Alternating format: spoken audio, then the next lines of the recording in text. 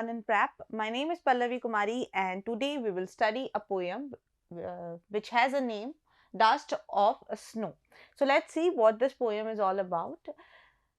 I will read the first stanza. The way a crow shook down on me the dust of snow from a hemlock tree.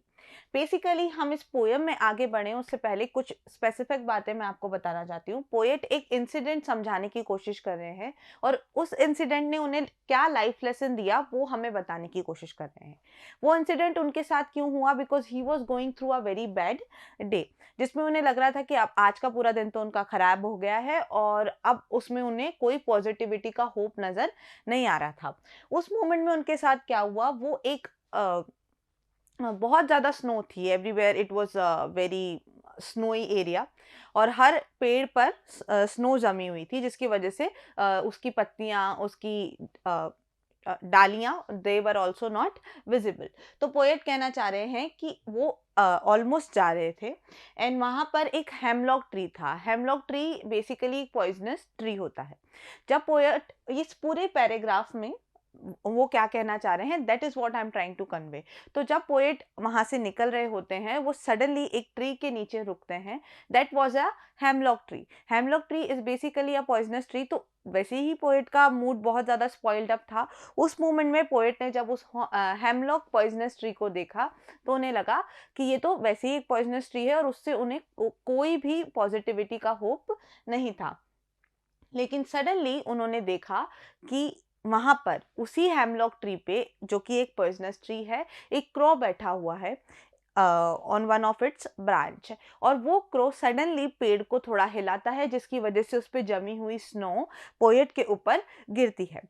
Poet उस time पर dust और snow को compare करने लगते हैं because उस समय वो स्नो बहुत ही टाइनी टाइनी पार्टिकल में पोएट पे गिरती है. पोएट समझते हैं कि ये एकदम स्नो की तरह है, फर्क सिर्फ इतना है कि ये वाइट है.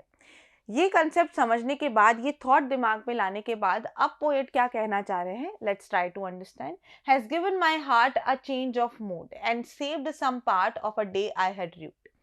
बेसिकली अब पोएट कह रहे हैं कि जब वो स्नो मुझ पर गिरी, जो मुझे लगा था कि डस्ट है और बस इतना सा फर्क है कि ये वाइट है, इसने मेरे पूरे मूड को चेंज कर दिया है, मेरे हार्ट को एक रे ऑफ होप दे दी है.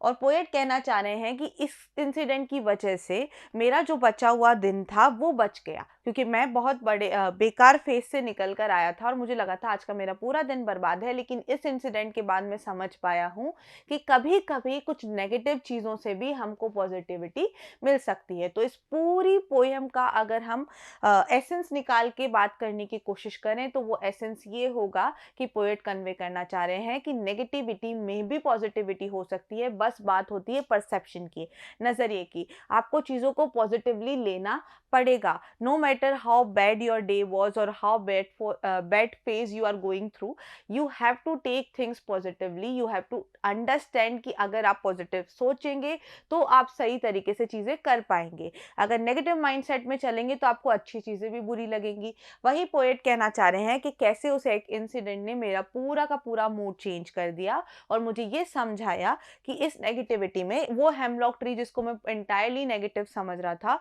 उसने मुझे एक रे ऑफ होप दिया, मेरे पूरे दिन को खराब होने से बचाया और मुझे positivity the. So this was all about the poem. I hope you understood कि पोएट क्या मैसेज कन्वे करना चाह रहे हैं.